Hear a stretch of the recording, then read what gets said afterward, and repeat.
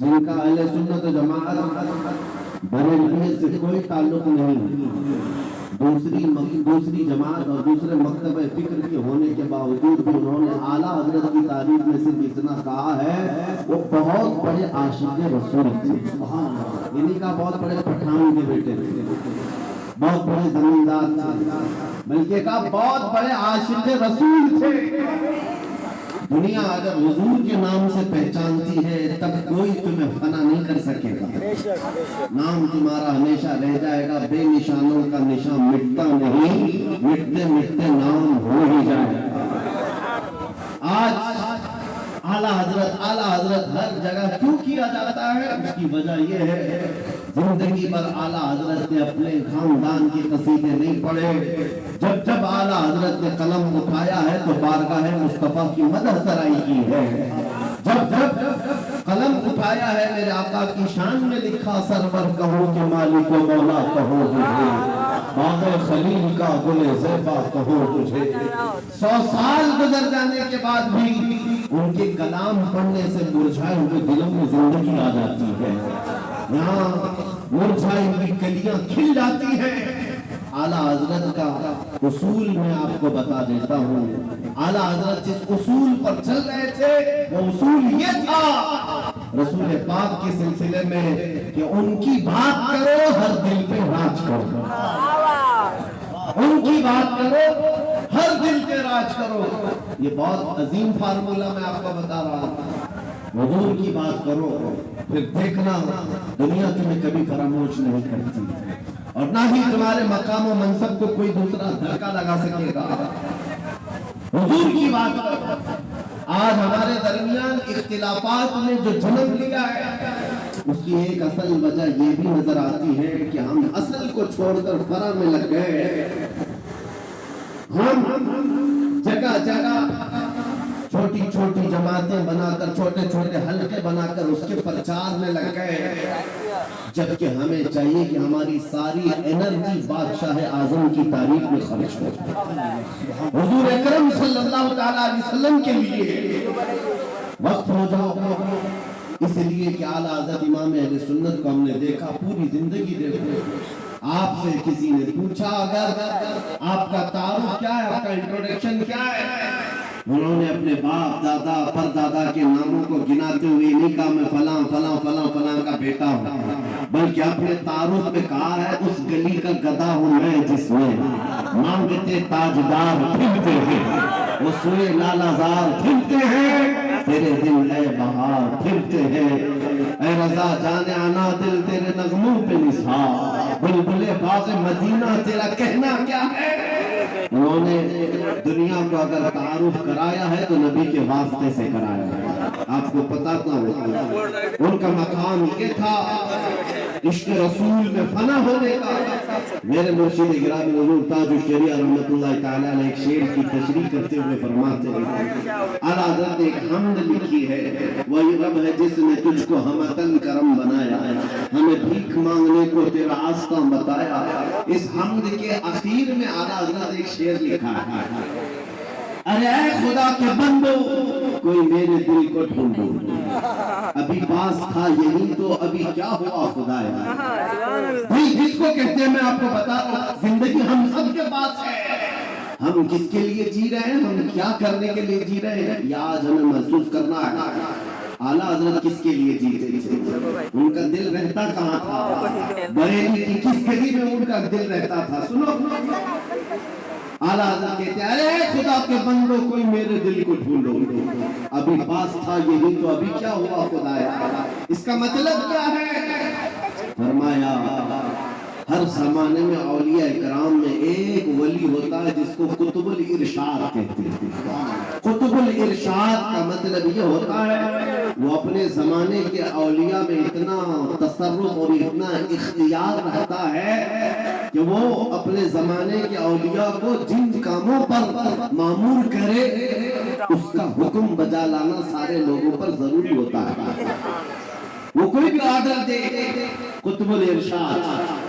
ایک مرتبہ اعلیٰ حضرت نے اپنے زمانے کے جتنے رجال تھے، اولیاء تھے، ان سے یہ کہا ارے اے خدا کے بندوں کوئی میرے دل کو ڈھونڈو، میرا دل ڈھونڈ کر کے لاؤ، یہ کام پر لگا دیا، دل ڈھونڈ کر کے لاؤ، ابھی پاس تھا یہی تو ابھی کیا ہوا خدایا، دل صرف اس گوشت کے لوتھڑے کو ہی نہیں کہتے جو ہمارے سینوں میں دھڑکتا ہے یا خون کا ایک منجمد ٹکڑا ہے، دل کے اور بھی معنی ہیں۔ وہ دل کون سا ہے جس کو ڈھونڈنے کی اعلیٰ حضرت بات کر رہے تھے؟ سارے اولیاء کو حکم ہوا، سب ڈھونڈنے پر لگ گئے اور ڈھونڈ کر کے واپس آئے، پھر آ کر کے انہوں نے جو جواب دیا امام اہل سنت کو، اعلیٰ حضرت کو، اعلیٰ حضرت نے پھر اس کو اپنے شعر میں بیان کیا، ہمیں اے رضا تیرے دل کا پتہ چلا تو مشکل، ہمیں اے رضا تیرے دل کا پتہ چلا بمشکل، تیرے روزہ کے مقابل وہ ہمیں نظر تو آیا، یہ سبیل رسالت، عشق مصطفیٰ، عشق اعلی مصطفیٰ، تعلیمات اعلی حضرت، فیضان اعلی حضرت، زندگی گزارنے کے اصول میں بتایا بریلی میں رہ کر کے دل مدینہ طیبہ میں دھڑکتا ہو۔ سارے اولیاء زمانہ نے کہا ہمیں اے رضا تیرے دل کا پتہ چلا بمشکل، در روضہ کے مقابل وہ ہمیں نظر تو آیا، یہ نہ پوچھ کیسا پایا تجھے ہم میں ہے خدایا۔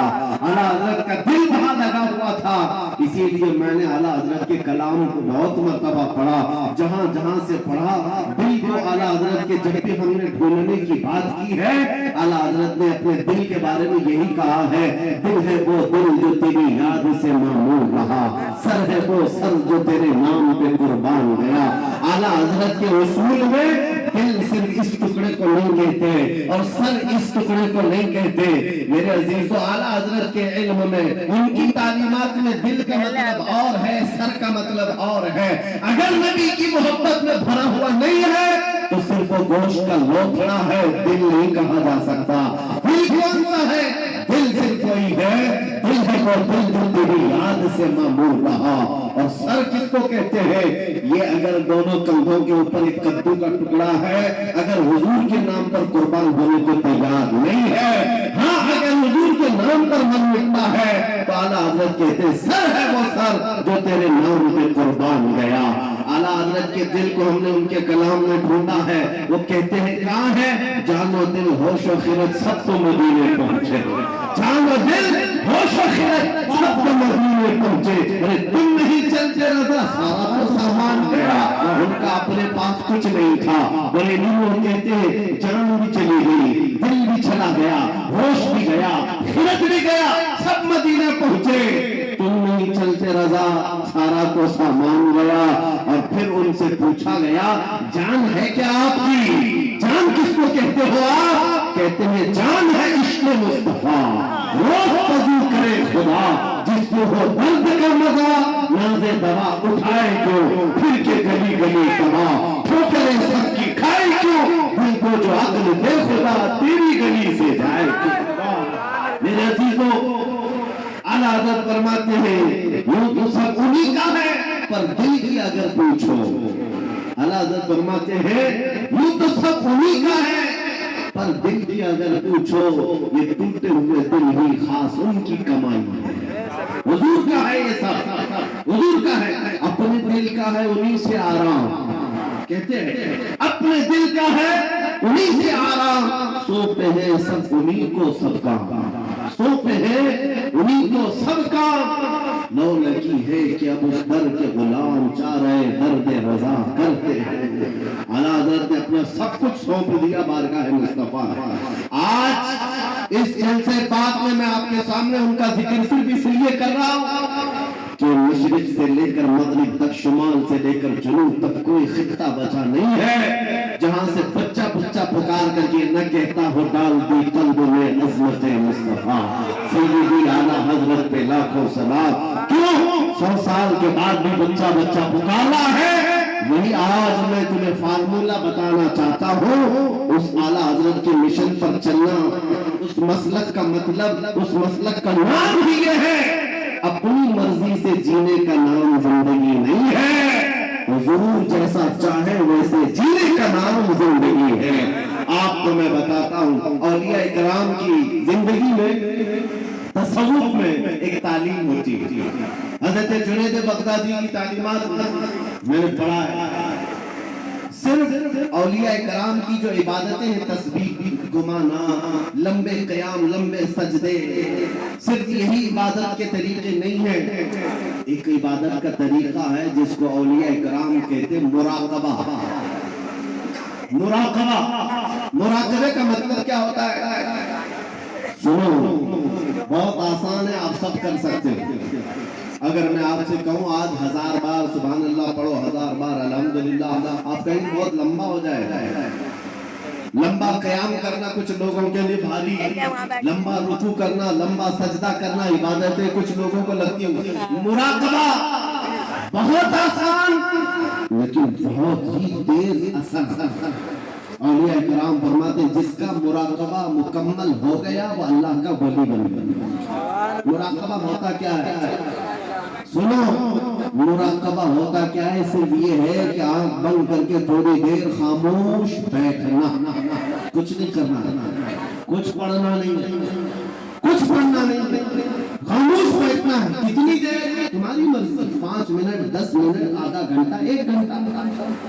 کسی سے بات نہ کرو، خاموش ایک جگہ بیٹھ جاؤ. کرنا کیا ہے خاموش بیٹھ کر کے؟ سوچنا کیا ہے؟ ہاں، یہ اصل ہے. سیدنا جنید بغدادی فرماتے ہیں مراقبہ کرنے والے کو کچھ اور نہیں سوچنا، بس آنکھ بند کر کے اتنا سوچنا ہے کہ اللہ نے مجھے کیوں پیدا کیا، میں یہاں کیوں آیا اس دنیا میں. بس اتنا ہی سوچنا، اتنا ہی سوچنا. بار بار سوچتا رہے، بار بار سوچتا رہے. اے نوجوانوں، یہ مراقبہ آج تمہاری بہت ساری بیماریوں کا علاج ہے.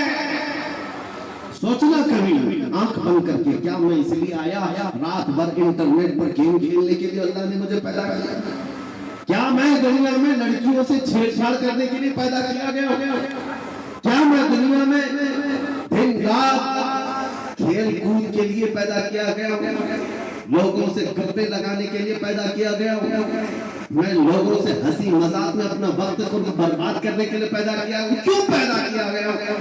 تمہارا دل اخیر ایک دن جواب دے گا. اللہ کی طرف سے تمہیں یہ ملے گی بات، تم کیوں پیدا کیے گئے، کیوں پیدا کیے گئے. تمہیں پتا چل جائے گی مراقبے میں. جس دن تمہیں پتا چل جائے کیوں پیدا کیا گیا، اگر حقیقت کو پہنچ گئے اسی دن اللہ کے ولی بن گئے. اب میں آپ کو بتاتا ہوں جن لوگوں کا مراقبہ مکمل ہوا وہ زندگی میں اگر سوچتے سوچتے اس نقطے کو پہنچ گئے کہ میں کیوں پیدا ہوا، تو پھر آنکھ کھول کر کے وہ پکار کر کہتے ہیں ہم دنیا میں کیوں پیدا ہوئے. نتیجہ نکلا دہن میں زبان تمہارے، بدن میں ہے جان تمہارے. یا رسول اللہ ہم آئے یہاں تمہارے لیے، اٹھے بھی وہاں، ہم اپنے لیے نہیں آئے، آقا آپ کے لیے آئے. مراقبے میں جو اس نقطے کو پہنچ گیا، بریلی کا امام پکار کر کہنے لگا مجھے اللہ نے کھیل کود کے لیے نہیں بنایا، مجھے اللہ نے صرف بازاروں کی زینت کے لیے نہیں بنایا، مجھے اللہ نے زندگی اپنی مرضی سے گزارنے کے لیے نہیں بنایا. اور اس اعلیٰ حضرت کی عظیم توتے تاج الشریعہ نے بھی پکار کر کہا جب ان کا مراقبہ مکمل ہوا، جب وہ سوچتے رہے میں کیوں پیدا ہوا، میں کیوں دنیا میں آیا، تب پھر تاج الشریعہ نے بھی جواب دیا ہم اس لیے پیدا کیے گئے ہیں، زندگی یہ نہیں کسی کی کسی کے لیے، زندگی ہے نبی کی نبی کے لیے. نہ سمجھ مرتے ہیں زندگی کے لیے، جینا مرنا ہے سب کچھ نبی کے لیے.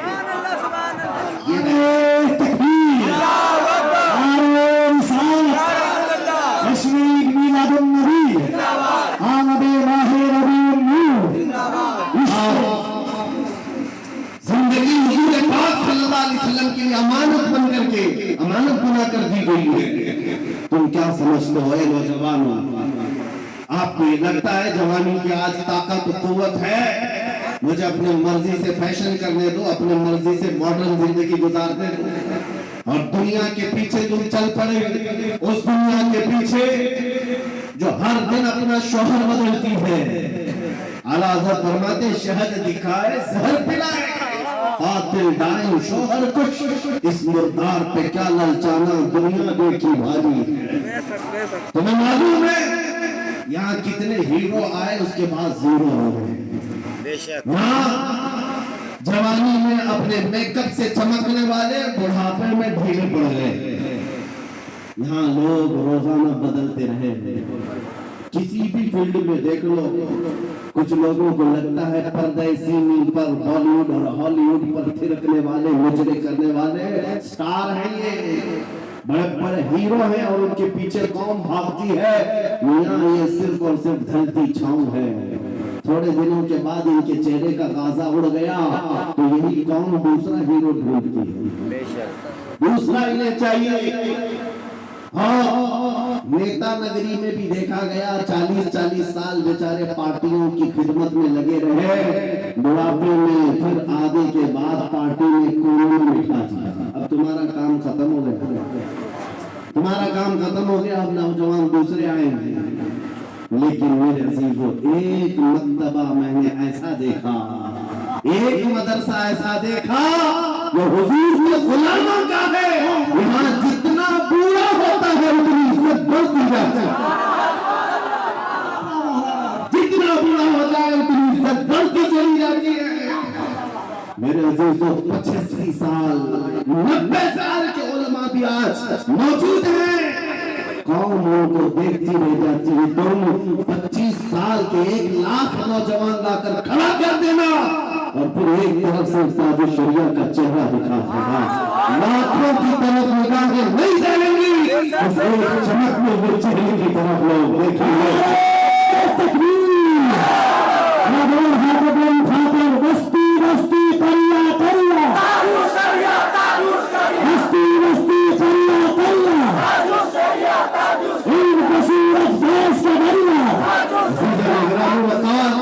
میں یہ باتیں اس لیے کر رہا ہوں کہ ان بزرگوں نے جو خوبصورتی حاصل کی ہے وہ پاؤڈر لالی کے میک اپ سے نہیں، میرے مصطفیٰ کے قدموں سے حاصل کی ہے، نبی پاک کی وابستگی سے ملی ہے۔ لوگوں کو آج یہ لگتا ہوگا، میں آپ کو بتاؤں تحدیث نعمت کے لیے کہہ رہا ہوں، میں اپنی بڑائی اپنی فضیلت کی بات نہیں کر رہا ہوں۔ کسی کو اگر یہ لگتا ہو سوشل میڈیا کی وجہ سے ان کو بہت زیادہ لوگ چاہنے لگ گئے، سوشل میڈیا یوٹیوب انسٹاگرام سب انہوں نے پھیلا رکھا ہے، اس لیے بھیڑ جمع ہو گئی، ہزاروں لوگ سوشل میڈیا پر حرکتیں کر رہے ہیں، بہت وہاں میدان میں موجود ہیں، مگر میرے عزیزوں یہ میرے فن کا کمال نہیں ہے۔ آج جہاں جائیں پروانوں کا ہجوم جو میرے سامنے نظر آتا ہے، بات اتنی ہے جب تک کہ مدینے سے اشارے نہیں ہوتے روشن میری قسمت کے ستارے نہیں ہوتے، یہ نازی انداز ہمارے نہیں ہوتے، جھولی میں اگر ٹکڑے تمہارے نہیں ہوتے، جب تک ٹکے نہ تھے تو کوئی پوچھتا نہ تھا، یا رسول اللہ تم نے خرید کر ہمیں انمول کر دیا۔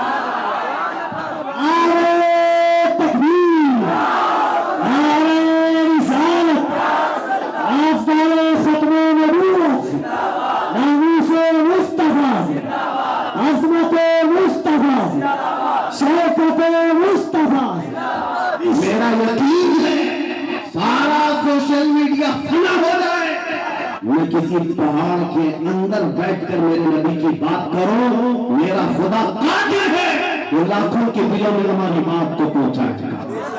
یہ کمال میں اس کا نہیں سمجھتا سوشل میڈیا کے ذریعے سے انٹرنیٹ کا دور ہو، نہیں میرے عزیزو، حضور کی عظمت بیان کرو چاہے تم تنہا ہو، مولا پوری کائنات میں تمہارے چرچے پھیلا دیتا ہے۔ یہ رب ذوالجلال کی شان ہے۔ ابراہیم علیہ السلام جب مکہ مکرمہ سے آواز دے رہے تھے تو پوری کائنات میں آپ کی آواز کو اللہ نے پہنچایا۔ رب قادر ہے جس کی آواز کو چاہے وہ پہنچائے، لیکن تمہاری لیے ذمہ داری آج یہ ہے تم ان کی جے ویجن کرنا چھوڑ دو، ادھر ادھر کے پٹے ڈالنا چھوڑ دو۔ تمہیں دنیا چاہے جتنے بھی لباس بدل لو، دنیا تو حضور کے نام سے ہی پہچان جائے، یہ بات طے ہے۔ تم جاؤ گے حضور کے نام سے تمہیں پہچانتی، جس دن تم نے نام کہا تم کو یہ نہیں کہیں گے بہار کا ہے، پٹنہ کا ہے، فلاں کا ہے، दुनिया तुम्हें अगरचे गांव के नाम से जान जाएगी, लेकिन तुम्हारी निस्बत वो सीधे मदीने के ताजदार से जोड़ कर देखती। ये पक्की बात है। और आपको क्या इस बात पर कोई आपत्ति है कि दुनिया हुजूर की गुलामी से आपको पहचाने तो आपको ऐब लगता है? फख्र होगा कि नहीं होगा? अगर हुजूर की गुलामी से दुनिया तुम्हें पहचानने पर फख्र होगा तो मेरी बात सिर्फ इतनी सुन लो, पूरे के पूरे ही गुलाम क्यों ना हो जाए।